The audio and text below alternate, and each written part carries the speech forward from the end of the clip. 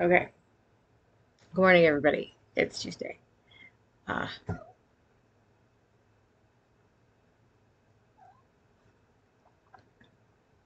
I think all of us celebrate Christmas to some extent, so Merry Christmas. If not, happy general holiday season and upcoming New Year. So let's see. I did take notes, although not good ones. So we'll see how this goes. Um, I am tired. I've got, because puppies. I got like 3 hours sleep last night before I was woken up by hysterical barking outside my window this morning. Um, so yeah, that was exciting, and it's been a long day, but it's going okay. Actually, like the puppy update, things are going pretty well, all things considered. I mean, they're puppies, and they're Eric. Excuse me. I'm trying to talk here. I know you're upset. It's not my fault. I can't help it. Okay, so, uh, yeah, it's going pretty well. Actually, about half of the cats are pretty well acclimated at this point. The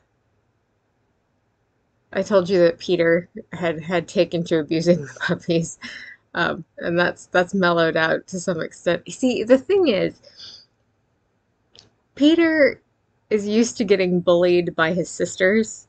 Um, Polly and Pouncy and Peter are litter mates, and Polly and Pouncy bully him unmercifully and always have.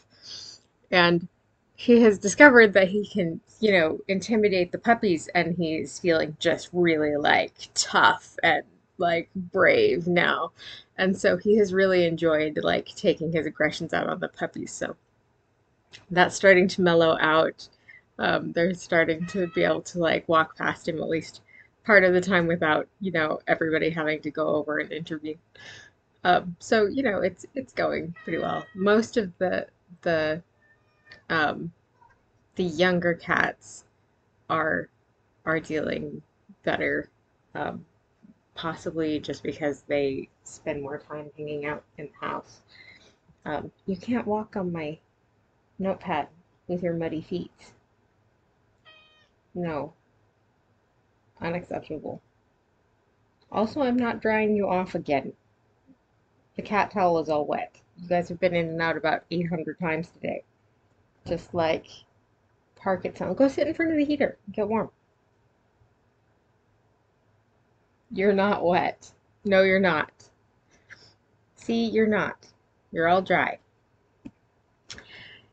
Usually, if you tell Eric that he's dry, you have to like rub him with something, like with a paper towel or an actual towel or something. If you tell him that he's dry, he goes, "Okay, I got it. I'm dry. Good. Okay, everything's good."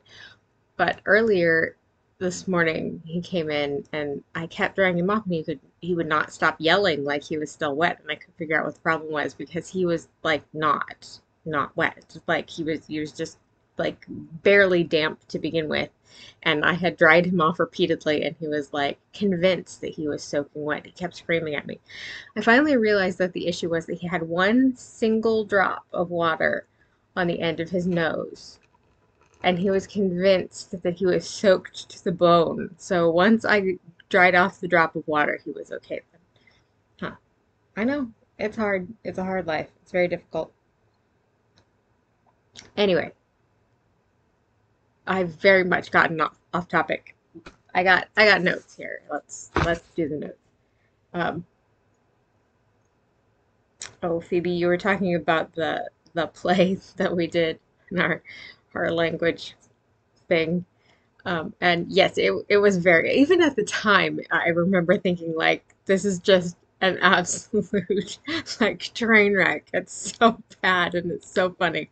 None of us have any idea what we're saying. Like, I mean, we had in rehearsals gone through the lines and stuff, and so we had a general idea of what we were saying, but primarily we had a general idea because she had explained it to us, not because we actually understood anything we were saying. Um, I remember that my character's name was Graciela, I believe. Um, I do not remember any of the other characters' names off the top of my head. I don't really remember. I mean, there wasn't much of a plot. It was very short and it was very simple. Um, but I don't really even remember what the plot was. I think it was a Christmas play or like took place at Christmas time. Um, but I might be wrong about that. I don't really remember. But I think it had something to do with like an American family going to visit their friends, like a Mexican family in Mexico. I think at Christmas time, but again, I could be wrong about that. I can't imagine that it would be at Christmas time because I don't think that we were doing the thing at Christmas time. I think we were doing the thing over summer. So I think I might have just added the Christmas time thing. Maybe just because it kind of fits in with that sort of plot, to use the word loosely. Um, and yes, it was pure chaos. None of us had any idea what we were doing. People were like trying to remember their lines and like trying to figure out what their lines meant. And like we um we performed it at the community center, but like we didn't have an audience or anything. It was just like, people's parents and like the the other people in the group, and that was about it. Um, I don't know why she had us do it at the community center, other than maybe she just probably didn't have enough room at her house for everybody's parents. Although she could have had us do it out in her yard, honestly. That would have been easier and better for everyone, I think. Um, the community center had like a little stage sort of thing. So I think that's probably why she had it there, was like to make us feel legit, but we did not because it was not. But yes, it was very funny. Even at the time, it was very funny. So yes, I absolutely sympathize with you laughing because it was very, very amusing. Um, Editing. Yes, editing. I agree with you that it's much easier to edit out like silence that's, like a long gap as opposed to like trying to edit out tiny fragments of silence in between talking or trying to like edit out parts of sentences to make something go more smoothly. Also just because it's faster and simpler to take out one single chunk of silence than to have to edit out a bunch of little tiny bits. Um, I used to like try really hard to edit out little like fragments of silence so that I didn't have big like pauses. This mattered more, I think, when we were theoretically at least doing a 4-minute rule. Um, but but since we never really paid that much attention to the 4-minute rule, I don't know why I kept trying. I think I had this idea that like I needed to be doing that like to make it better, but this is much easier, and I think at this point much more like organic and comfortable for the purposes of our channel for like what we are doing. I think it's much easier to just do it this way. And also I've gotten better at leaving, you know, smaller lengthy gaps. I still leave lots of lengthy gaps, but smaller ones. Um, you were talking about Dear Hank and John, and I have listened to some of Dear Hank and John. I listened to the first probably, I don't know how many, like maybe between like 60 and 100 episodes, probably, like several years ago. But I'm not really, like, I'm not a big podcast person. I don't listen to podcasts that much. Um, Not because I don't like podcasts. I like podcasts in theory, but I have a hard time with podcasts because I need to be doing something else while I am listening to the podcast. But it can't be anything that requires actual concentration because then I will be concentrating on the thing and I will stop listening to the podcast and then I will sort of come to and realize that I've missed the last 15 minutes of whatever I was supposed to be listening to. It's the same problem I have with audiobooks. Like, I like audiobooks as a concept, but I find them very difficult to actually like listen to and take in, not because I can't understand what's happening, but because I get distracted and I start thinking about other stuff and then like I lose track of what's happening. Um, but yeah, I listened to like a lot of the early Dear Hank and John podcasts, and then just stopped listening to them because like I sort of ran out of whatever time I was using to listen to podcasts. I had something that I was doing while I was listening to them, and then I stopped doing whatever that thing was. And so I stopped listening to the podcast, and then I've just never gone back and listened to any of the rest of them. Um, Also, I'm the sort of person who feels like I have to start podcasts from the beginning, like from episode one, and listen to them straight through, like so that I understand all the in jokes and stuff that build up as podcasts go on. Um, but sometimes that is unwieldy when you have like podcasts that have been around for years and years and years, and you have to like go back and catch up. And I realize that most people don't do that. Like, most people just start at some random podcast in the middle that sounds interesting to them. And like, that's probably the more rational way to do it, but it is not the way my brain works. So that's not the way I do it. um, the only podcast that I have listened to at all recently um, was You're Wrong About, which I think the last episode that I listened to was like in September when we were doing tomatoes. So that will tell you how often I listen to podcasts.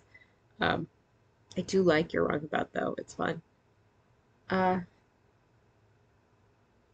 I don't know. I keep trying to get into podcasts and it just keeps not working for me.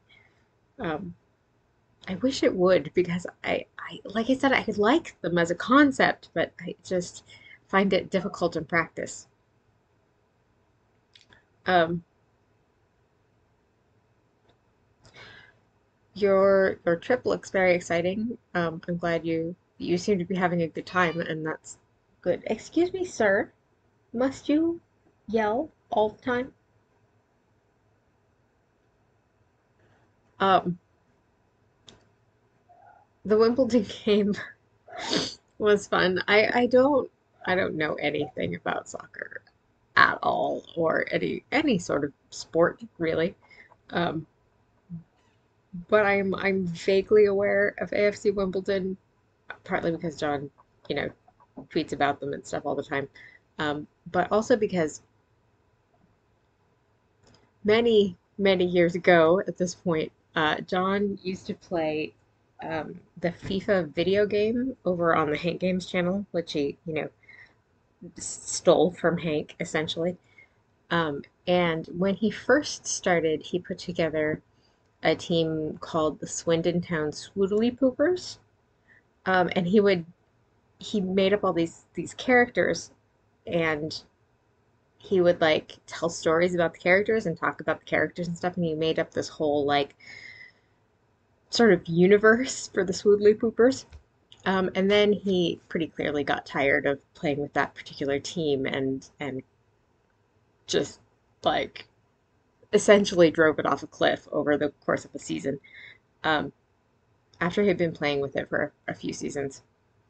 But he pretty clearly intentionally crashed it so that he could build a new team, which was based on Wimbledon. And his new team was called the Wimbledon Wimbley Womblies. Those are difficult. Excuse me, sir. Why? Why must you be so mouthy? I am doing a thing. Um, so yeah, so the Wimbly Womblies are based on the actual AFC Wimbledon loosely. And I have no idea if he's still playing with them, if he's still even doing FIFA over on Hand Games. I have no idea. I haven't like watched any of them in eons. Um, but they were very fun at the time. And that is how I first became aware of Wimbledon. And then, later on, he started talking about them more like once he started sponsoring them and they got the DFTBA Nerd Fighter logo thing on their shorts and stuff, then like he started talking about them more um, in a non-video game context. Um, so yeah, it's fun to like see them out there, running around with the logo on their shorts and everything. It's I don't know, it's very strange, but it's funny. Erica, please stop yelling at me. Why are you like this? Okay, so I have been talking for, it appears, 16 and a half minutes, which is bad because, like, it was not particularly coherent in any way, I don't think. And then there's a lot of screaming in the background. So I apologize for Eric specifically, personally, um, being this way. And I guess I will go because we're at the 17-minute mark now. So I love you all very much. I hope you're having a good week. I will see you next week. Don't forget to be awesome.